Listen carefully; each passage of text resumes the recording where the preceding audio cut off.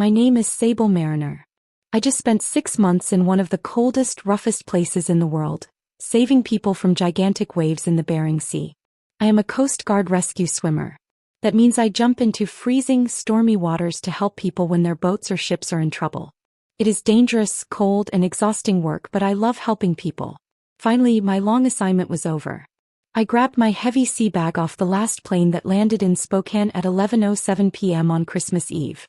I could barely feel my feet because they were so cold from standing on the icy deck in the ocean earlier that day. The airport was almost empty. I rented the only SUV they had left, a big silver truck with tires made for snow. I put my bag in the back, put on my seatbelt, and drove the 40 minutes through thick snow to my home in Coeur d'Alene, Idaho. When I arrived, I noticed the porch light was on. The front door was open just a little bit, like someone had left it cracked. I could hear music, laughter, and smell delicious food.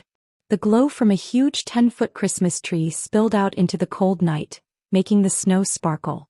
I stepped inside, still wearing my heavy boots from my winter flight suit. Water dripped from them onto the shiny wooden floor I had bought with my own money 8 years ago. Standing right under the Christmas tree were my dad and my little sister, Leora. Both of them had champagne flutes in their hands, and they were smiling like they had been practicing this moment for weeks. Dad spoke first, loud enough for everyone in the room to hear. "Welcome home, sweetheart. You're officially homeless now." Leora raised her glass, and her eyes sparkled brighter than the shiny ornaments on the tree. "Sold it last week, sis.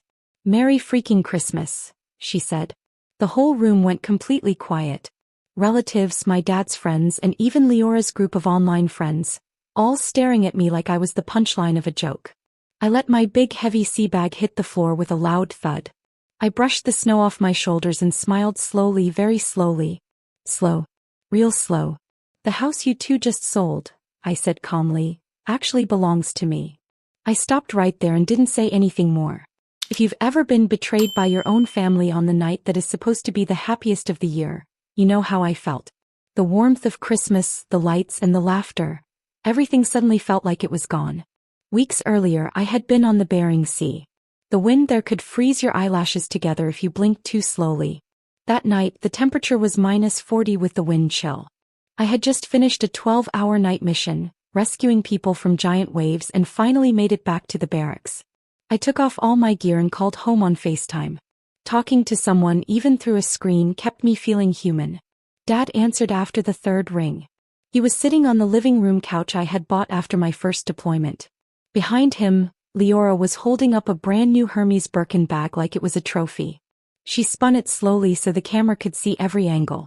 "Look what arrived today," she squealed. Her voice was just like one of those online videos where people open presents and show them to the camera. I had muted all those videos because they annoyed me. 2 nights later, she was wearing tall boots that reached her knees and a Canada Goose coat I knew cost more than my monthly salary. Dad just sat in the background, sipping his coffee, smiling the same tired smile he always used when she asked for something big as a kid. "She's really trying to grow her channel," he said before I could even open my mouth. "These girls need to invest in their image, Sable. You wouldn't understand." I didn't argue. I just stared at the screen until the call ended. I was quiet because I didn't want to fight with them over something that didn't feel right. A couple of weeks later, I was sitting in the hangar between my duties and watching other crews. I was scrolling on Zillow, just watching the value of my house go up because it was the one thing I actually owned outright. I typed in my home address out of habit. The listing appeared as the first result. There were professional photos, a freshly painted front door, and a sign that said, "Pending backup offers welcome." The asking price was $42,000 more than what I had paid with my VA loan 8 years ago. My heart almost stopped. I zoomed in on the listing agent's photo. It was Quinlan Sorrell, my dad's old bowling buddy who had been working in real estate for years. I called Dad 5 times in a row, straight to voicemail every single time. I texted Leora, but she didn't reply. That night, I sat on the edge of my bunk bed, replaying every conversation from the last 6 months. Every "don't worry, we're fine." Every "send a little extra money this month." Every time Dad changed the subject when I asked what Leora was actually doing for work. I opened my messaging app and scrolled until I found Aloan Faye, a friend from school who had joined the military after her first tour. We hadn't talked in 2 years, but I still had her number. I sent her the Zillow link and typed one line. Can a service member's primary residence be listed without their knowledge while they are on orders? She answered in 30 seconds. Send me the exact address and grant her chart to our grantee info. I'll pull the recorder tomorrow morning. And Sable, lock your credit now. I spent the next 4 hours on a satellite connection that kept cutting out. I screenshot every text where Dad asked for a little help for Leora, every Venmo transfer labeled family, and every email where I had signed the durable power of attorney before this rotation. I thought I was just helping to make sure bills were paid, but now it was all clear. Eloan sent the first PDF at 5 a.m. My name was on a home equity line of credit for $140,000. Dad's signature was there as my attorney in fact, and the funds went straight into Leora's account. The second PDF came 2 hours later. It was a preliminary contract to sell my house to Zephra and Selim Drake, Leora's best friend and the guy she married last summer. Eloan's final message came in all caps. They can't close, but they're moving fast because they think no one is watching. Start documenting everything. I created a new folder on my encrypted drive called Property. I dropped in every file, every screenshot, every bank alert and set a password only I would remember. Then I sat on the cold floor of the barracks, my head resting against the wall, and felt the last thread holding me to that house snap in half. I was done asking nicely. Eloan kept sending documents while I stood watch on the flight deck, the wind screaming across the deck so hard that the helicopters had to be chained down. Every new file landed like another punch in the stomach. Page 1. Helic draw schedule showing 3 separate transfers to Leora's account within 4 days of opening the line. Page 2. Email from Quinlan Sorrell to Dad, dated exactly 1 week after the Helic, showing titles clean enough for a cash buyer. Page 3. Per Quinlan agreement signed by Dad as attorney in fact. Per Quinlan price, $410,000. $85,000 marked non-refundable. Buyers, Zephra and Selim Drake. Eloan attached a sticky note in the PDF saying, "Zero chance of this funds. No title insurance company will touch it with an open lien and missing VA occupancy certification.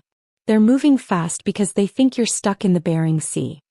I forwarded everything to my commanding officer with a short request for emergency leave. My family hardship packet was approved in 6 hours. I booked the only seats left between Kodiak and the lower 48. Then after a 4-hour wait in the USO at Anchorage, I flew Alaska Airlines to Seattle. Then I took the last flight of the day into Spokane. A total of 21 hours from the moment I left Kodiak. I slept maybe 90 minutes the whole way. I kept rereading the contract on my tablet until the words burned in my eyes. I landed in Spokane at 10:22 p.m. on Christmas Eve. At the rental counter there was only one vehicle left, a silver Tacoma with studded tires.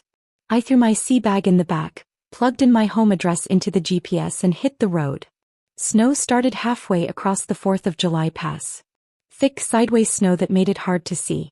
Signs flashed red saying chains were required. Plows were behind me. I drove carefully at 45 miles per hour, knuckles white on the wheel, blasting past every mile marker, counting every minute closer to home. The lake appeared on my right, black ice reflecting the Christmas lights from the houses along the shore. I took the Northwest Boulevard exit, turned onto my street, and my stomach twisted tighter than ever before.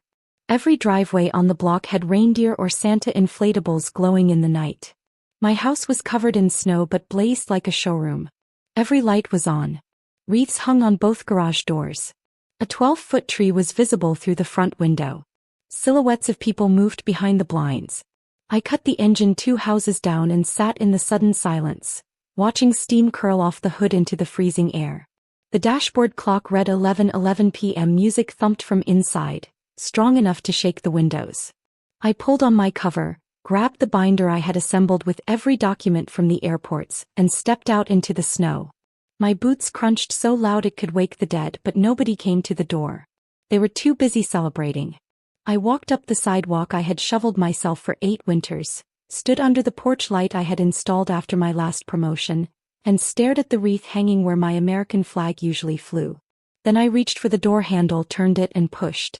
I opened the door with my shoulder and walked right into their party. The smell hit me first. Cinnamon, pine and cheap red wine all mixed together. It was the kind of smell that made your stomach feel funny, sweet and strong at the same time. The living room was packed, filled with people and noise. A huge Christmas tree, taller than anyone I had ever seen in a house, dominated the space. It was decorated with bright white lights, shiny gold ribbons, and ornaments that glittered like little stars. The tree made the room feel warm but also a little too full. There were at least 30 people in the room. Some were cousins I barely remembered, faces I had only seen once or twice. Some were Dad's old poker friends, the ones who always seemed like they laughed a little too loudly and drank a little too much. And then there were Leora's friends, her Instagram squad, all dressed in sparkly clothes, holding plastic cups of champagne like they were at a royal wedding. They were smiling and talking loudly, completely ignoring me. Dad saw me first. He was standing under the tree, wearing a Rudolph sweater that lit up in bright colors. One arm was around Leora, and the other held a glass high like he was about to make a toast. He shouted over the music, like he had been waiting for this exact moment his whole life. "Look who finally showed up. Sorry kiddo, but you're too late. This house isn't yours anymore." Leora spun in her sparkly dress, hair swinging behind her like a golden ribbon, and clapped her hands. "Closed escrow yesterday. Big sis made a cash deal. We're literally partying in your old house right now. Happy holidays." Half the room laughed. Some laughed too loudly, others too fake. The kind of laughter that makes your stomach sink. I stood just inside the doorway, snow melting from my coat onto the hardwood floors I had refinished myself 3 years ago. I could feel the cold water spreading slowly, soaking the floorboards. My pulse was calm, steady, the same calm I feel when I am hanging 80 feet above the ground on a cliff in crazy strong winds. Dad kept talking, his voice getting louder, drunk on attention. "Family takes care of family. Leora needed a fresh start. You were off playing hero anyway. Didn't think you'd mind." I finally spoke, my voice low so the music almost swallowed it. Everyone stopped talking immediately. "Are you sure about that, Dad?" He barked a laugh, thinking it was funny. I pulled out my phone slowly, opened a PDF that Aloan had sent me, and turned the screen so everyone could see it. The document showed a $140,000 loan that Dad had signed as my lawyer. It was still active, still in first place. No title company could sell the house without telling the bank, and since I never signed an occupancy form in person, the sale could not legally happen. The Christmas music kept playing, but nobody was dancing anymore. The room froze. Zephra and Selim were sitting on the leather sectional I had bought after my last promotion. Zephra's champagne flute slipped from her fingers and crashed to the floor. Selim went pale, as white as the snow outside. "You said the power of attorney made it legal. You said it was a private sale. No bank, no VA," Selim said, his voice shaking. Dad's glass hit the floor. Red wine spread across the rug like a dark stain, soaking the fibers. Leora's voice became shrill and shaky. "This is insane. We already paid Quinlan the earnest money. $85,000 non-refundable." I looked at her. "That Quinlan Sorrell? He got his license suspended twice for skipping title searches. He wrote a contract with no lender approval and no VA compliance. That's the same guy who is supposed to have sold the house." Zephra started sobbing into Selim's shoulder. One of Dad's poker friends whispered, "Holy shit," and slowly edged toward the hallway, trying to escape the tension. I took another step into the room, my boots leaving wet footprints behind me. "Let me make it clear. You are throwing a party in a house that is still legally mine. The buyers gave $85,000 to a man who cannot legally close the sale. And the bank holding my loan is about to find out someone tried to sell their property without permission." Dad opened his mouth, but no words came out. I looked at Leora one last time. "Hope your fresh start was worth it, little sister, because this is the last Christmas you'll ever spend under my roof." The tree lights blinked bright and merciless. The room stayed frozen around them.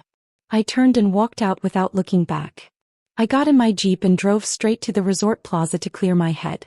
By 9 the next morning I was sitting in a corner booth at Java on Sherman, the coffee shop right by the lake where the ice was breaking into big gray sheets. I had 3 huge binders on the table, color-tabbed, highlighted, and flagged like evidence for a court trial. Zephra and Selim came in looking exhausted, like they hadn't slept since Christmas Eve. Zephra's eyes were swollen, and Selim's jaw had not been unclenched in over 48 hours. They slid into the booth across from me and just stared at the stacks of papers. I pushed the first binder toward them. Every page the county recorder had on file. Every wire transfer. Every text between Dad and Quinlan Sorrell about keeping the sale secret. Every single lie, all there in black and white. Selim opened it with shaking hands. Zephyra leaned in, reading upside down, and started crying again the moment she saw the confirmation that $85,000 had been sent. I spoke in my calmest voice, the same tone I use when briefing pilots before a search mission.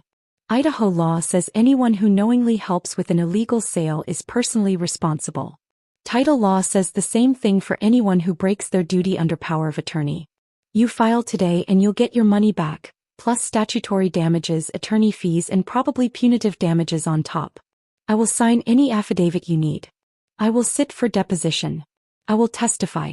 All of it. Selim looked up, eyes bloodshot. You'd really go after your own father in court? I said quietly. He stopped being my father the day he decided my service gave me disposable income.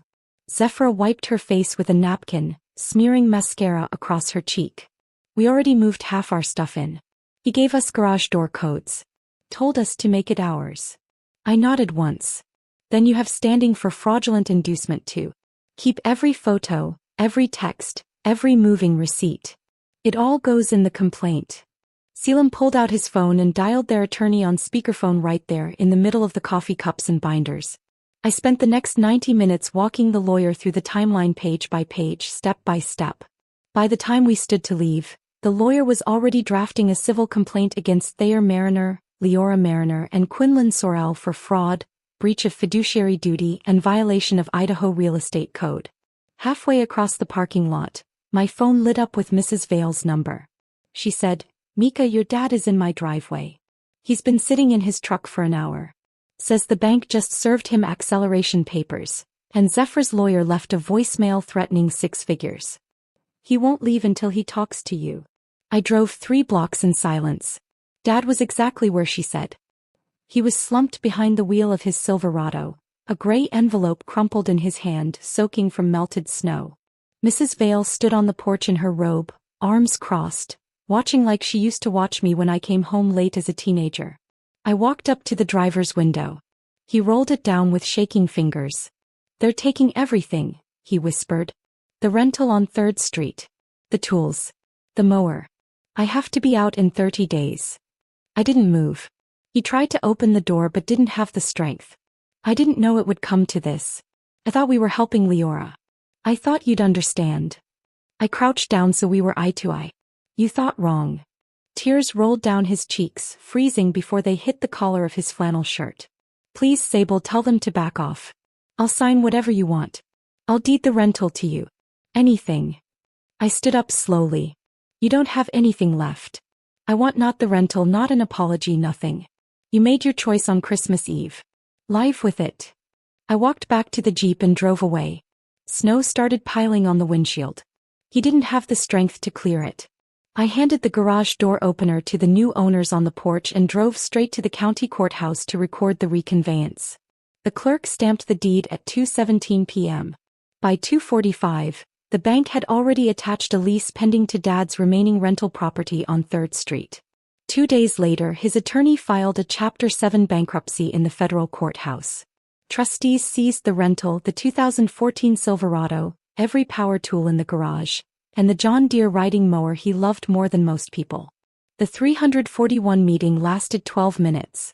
Dad left with a plastic grocery bag of clothes and a discharge order wiping out every dime except his Social Security and a beat-up Tacoma the trustee didn't think was worth taking. Quinlan Sorrell's disciplinary hearing was scheduled in Boise the following month. I drove 5 hours south on I-84 and sat in the back row of the hearing room. The commission attorney explained all the evidence. No title search, no lender approval, no disclosure of the open loan, no VA compliance affidavit. Quinlan tried the "I was just helping" defense. It lasted 4 minutes. The panel revoked his license on the spot. He walked out while the local news cameras rolled. I didn't smile. I just turned around and drove home. Leora's downfall came in pieces. First, the big credit card companies filed lawsuits. American Express for $42,000, Discover for $58,000, Capital One for $61,000. Then her private student loan lender tacked on another $23,000. Every judgment included 23% post-judgment interest and attorney fees. Her part-time brand deals stopped the minute the first wage garnishment hit. Someone even posted screenshots of the public court docket online, making sure everyone could see. Within a week, her follower count went down by half. She tried to sell her ring light, the backdrop stand, and even the fake plants on Facebook Marketplace for almost nothing. Everything she once showed off online was gone in a flash. It felt like the house and all the things in it had been taken over by emptiness. I got the house keys back for real on a gray Thursday in March. The sky outside was heavy with clouds and the air smelled cold and wet. The house was empty. The heat was turned off and the pipes had been winterized, which means they were prepared so they wouldn't freeze. I unlocked the front door, went inside and let the quiet fill the space. The silence felt thick, like it had weight. The Christmas tree was still in the corner. Its brown needles were all over the floor like tiny broken pieces of winter. Ornaments were shattered, probably because someone had pulled the tree down in anger. Glass sparkled here and there in small pieces, catching what little light came through the windows. I walked past it without stopping. It felt strange to see something that used to mean celebration and happiness now broken and forgotten. Upstairs, my mom's curio cabinet was the only thing that was still untouched. Everything else in the house had been moved or sold, but this cabinet stayed exactly the same. I opened the glass door and carefully took the small cedar box with her wedding ring. I also took the framed photo of the three of us at my chief pinning ceremony and the extra pin she wore every Coast Guard birthday. I put all of these things into a padded pouch so they would be safe. I closed the cabinet and left everything else exactly where it was. It was important to me that nothing else be taken or moved. On Friday morning, I met Isolde, a real estate agent my mom had recommended at the title company. She was friendly and professional. We signed a 6-month contract to sell the house with a 3% commission. We priced it $5,000 lower than the last house that had sold in the neighborhood so that we could make sure many people would want to buy it. Offers came in even before the lockbox was installed. 7 people wanted the house and offered more money than we had asked, and all of them were paying with cash. I picked the cleanest offer. The house would close in 30 days after a snow inspection. There was no need for an appraisal, which made everything faster. On closing day, the sun was shining and the sky was bright. The buyers were a young Navy couple moving from San Diego. They were polite and kind. They did their final walkthrough while I stood outside on the driveway with 3 banker boxes at my feet. The boxes were full of my uniforms, my mom's things, and 1 shadow box with my air medal.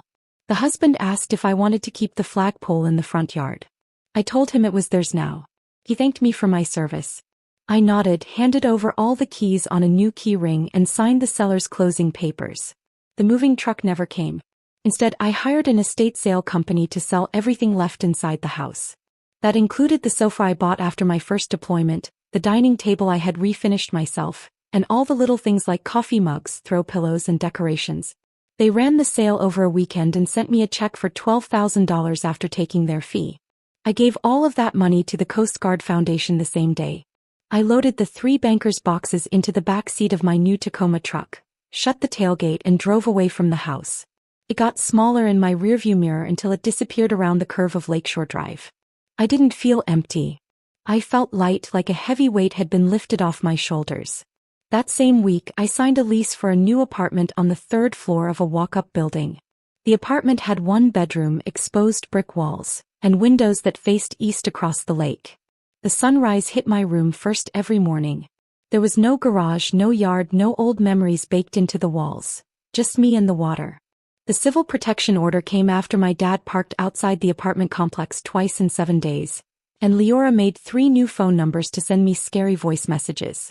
The messages said things like I owed them money and tried to scare me. I put the official copy of the order in a black frame and hung it over my desk like a certificate I had earned. It reminded me that I was safe and that I had control over my own life. Eloane had a 3-day maritime counterterrorism meeting at the Coeur d'Alene Resort that June. She dropped her sea bag on my living room floor and claimed the couch while she was in between briefings. In the evenings, we sat on my small balcony with our boots on the railing, watching the last float planes skim across the calm lake and disappear toward the mountains. The water was smooth like glass, reflecting the sunset in orange and gold. One night she came back from the lobby holding a certified envelope carefully, like it might explode. The concierge had signed for it. The return address was from Kootenai County Detention. Dad's handwriting was thinner than before and some of the ink was smudged. I brought it inside, set it on the kitchen island, and built a fire in the fireplace even though the apartment was already warm. Eloan poured 2 glasses of Woodford Reserve without asking, slid one across the counter and leaned against the fridge. I opened the envelope with the same dive knife I had used for cutting hoist cables. Inside were 5 pages of jail stationery, blue lines and pencil marks so heavy the paper tore in spots. The first page said, "I know you don't want anything from me ever again. And I don't blame you. I am facing 18 months for a fraud charge. They took the house, the tools and even Mom's china cabinet. I just need you to know I never thought it would end like this. I was trying to keep the family together after she passed." I read exactly 10 lines, folded the pages, walked to the fireplace and dropped them in. The edges caught fire instantly, turned black, crumbled to ash and floated up the chimney. Eloan clinked her glass against mine. We drank quietly while the fire settled. The next morning I went to the Verizon store on Sherman Avenue. I stood at the counter and watched the worker delete my old Idaho phone number. I got a new plan, a new carrier and a 757 area code in Virginia Beach. Far enough away that no one would know it. I deleted every shared photo album, every family chat, and every photo Leora had ever tagged me in. I blocked all the numbers I could remember, even the jail number my dad had used. I updated my emergency contact to Eloan Faye, Captain USCG JAG Corps. I changed my SGLI beneficiary while I was at it. When the confirmation screen flashes green, I stand in the middle of the apartment and listen. Nothing. No buzz, no guilt, no invisible string pulling me back. Just the soft slap of the lake water 3 stories below. And the quiet hum of a life that answered only to me. For the first time since I was 17, when I watched Mom's flag-draped casket disappear into the ground, nobody was waiting for me to fix what they broke. And I wasn't going back. I dragged the 4-foot Fraser fir tree up 3 flights of stairs myself, needles falling the whole way. Cy carried the little tree up the stairs on the 23rd. A scraggly noble fir I had cut from the National Forest with a $30 permit and handsaw. It barely cleared my shoulder and still smelled like cold air and pine. I put it in the stand by the sliding glass door. 1 strand of plain white lights, no fancy bulbs, no ribbons, no angels, just light. Eloan landed in Spokane that same afternoon, rented a Jeep and showed up with a duffel bag and 2 bottles of Woodford Reserve. Torin, Cho and Doc arrived the next morning after driving straight from Fairchild. They were still wearing their flight suits because they had just finished work at 4 a.m. 5 people, 1 couch, 2 air mattresses and a tiny kitchen. Perfect. We cooked like we were still on a ship. Torin grilled steaks on the balcony in freezing wind. Cho took over the stove and turned leftover rice, kimchi and spam into something that smelled like home. Doc put so much peppermint schnapps in the cocoa we had to open the door to keep from sweating. We ate standing up, plates balanced on the counter, boots dripping on the tile, trading stories about swimmers we had rescued and the ones we almost didn't. Nobody talked about last year. Nobody needed to. When the plates were empty and the fire had burned down to embers, I took a small flat piece of titanium from my pocket. It came from the tail rotor of a Jayhawk helicopter that had been struck by lightning off Cape Disappointment. I spent 3 nights filing it into a 5-point star. Its edges were still rough. I climbed onto the coffee table and placed it crooked on the top branch of the tree. The white lights hit it and scattered tiny reflections across the room like ice on water. Eloan raised her mug first. To the people who stay when it's hard. Glasses clinked. Nobody cheered. We just drank. Later, when everyone was asleep in a pile of blankets and the fire had burned down, I stood at the window with my hands wrapped around a fresh mug. Snow fell straight and quiet, covering all the footprints on the boardwalk below. The lake was like a black mirror. Across the shore, only dark tree shapes and a few porch lights from strangers' houses could be seen. I thought about the house on Lakeshore Drive, the one with big bay windows and the flagpole I would never raise again. I thought about the 10-foot tree that used to stand where my couch is now, filled with ornaments I had bought with money I sent home. I thought about the voices that used to fill these rooms. Now the quiet sounded better than any of them ever did. Blood doesn't always mean loyalty. It doesn't always mean the truth. It doesn't always mean love. It only means you share DNA. Everything else is a choice. And for the first time in my life, everyone asleep on my floor had chosen me, even when it cost them something. Time, money, leave days, a warm bed. They had crossed state lines in winter just to sit on my small balcony and eat overcooked steak because I asked. That was family. The star caught the firelight one last time as the logs collapsed into ash.